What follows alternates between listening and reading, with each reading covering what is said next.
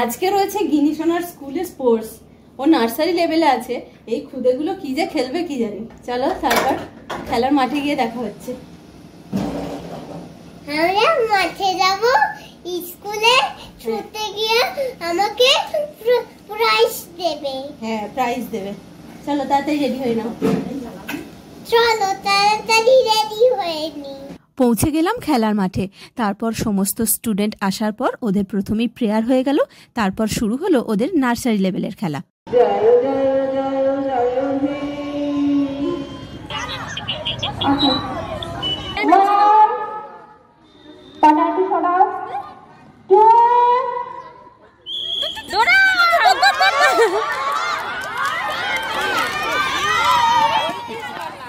দেখো দেখো আমাদের গিনি হয়ে গেল ফার্স্ট। তুলে দিচ্ছে নার্সারি স্কুলের শিক্ষিকা নবনীতা মণ্ডল। সবাই জোরে হাততালি।